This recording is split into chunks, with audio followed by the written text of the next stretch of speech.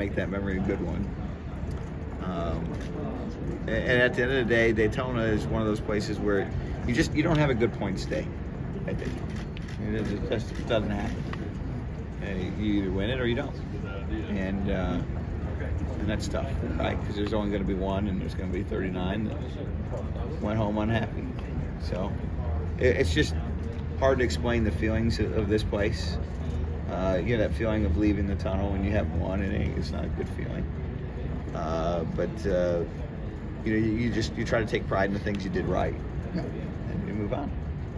Did you hear Steve Phelps' comments this morning about the charters and that? I did not. I'm sorry. He just said that they wanted it to be right. You know, they didn't want to rush into anything, and they wanted to make sure you all, you know, got your fair share and thought that there was a future for everyone. Well, that's good. I think everybody wants holistically the same thing, which is a healthy, growing sport that's, you know, around for decades to come, or hopefully longer. How we get there is you know, always going to be the challenge, and there's a lot of people working on that. I'm optimistic that's what will happen.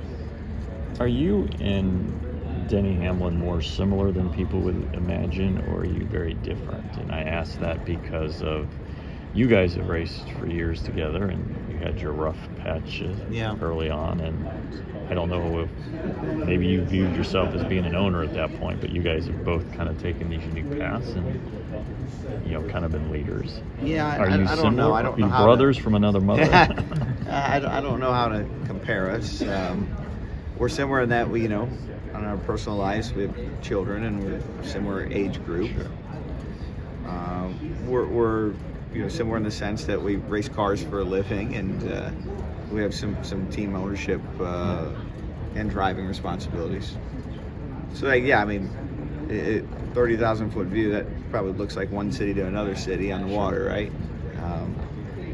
But I think, you know, we would probably have some different ethos and values, and not that, you know, everybody thinks theirs are better than the others. Who's to say? I don't know to say if we're similar or not. I don't know if it's fair for me to answer, but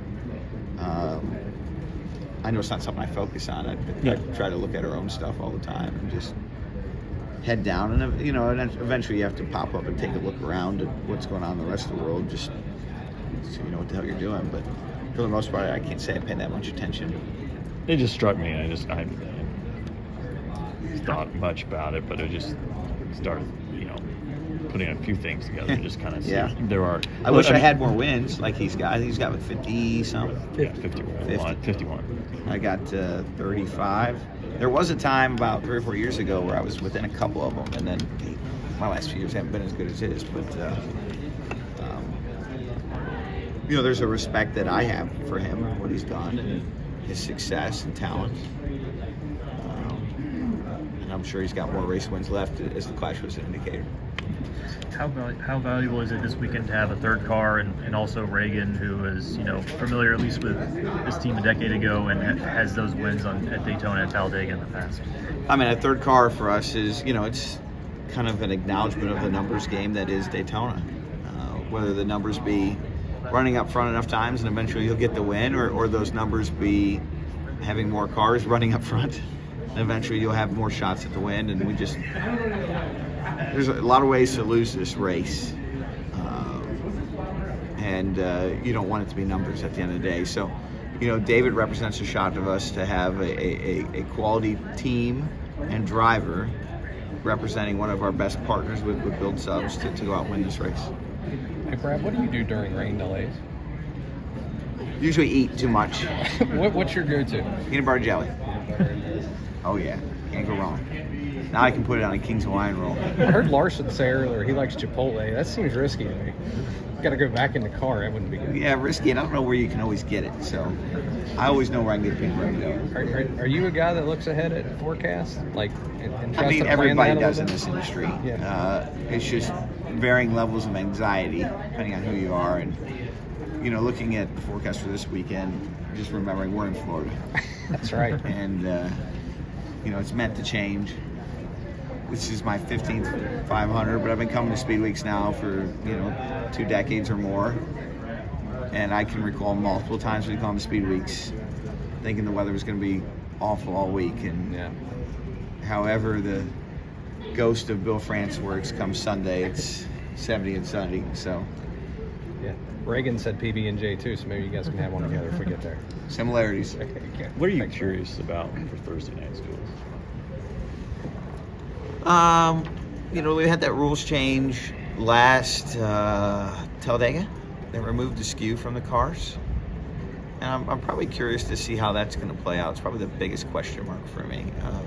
In the last few duels, that rule didn't exist, and I thought it changed the dynamics of the racing, so we'll see. What is it? So this type of racing has changed so much, but one thing, it's always, I know fuel savings has always been a factor, but can be. It seems like it's become even more of a bigger thing now. Does that give you another tool, or does that take a tool away from you as a driver? If you're having to save, or if everybody else is saving, and how that clogs everything up, or does Yeah, that it certainly is interesting. It's just a symptom of how the races are dynamic and they evolve over the years, and they'll evolve again. It'll be interesting to see how that plays out. Even with all you've accomplished in your career, if in such a scenario, would you feel that if you retired and you didn't win the Daytona 500, would you feel that your career is incomplete in that regard, or would you kind of be at Wouldn't peace feel with it? good. I mean, it certainly would be a box that would feel missing. Having all the other kind of marquee events, or call them the ring races, call them majors in NASCAR, checked, and not this one. Seems like I've got a tremendous opportunity to bring home that last box. But I know that your dad raced and all, and he was a hero. This is Harrison Burton, driver the number 21. Make sure to hit that subscribe button. Also, check out one of these two videos beside me. Visit frontstretch.com for more racing content.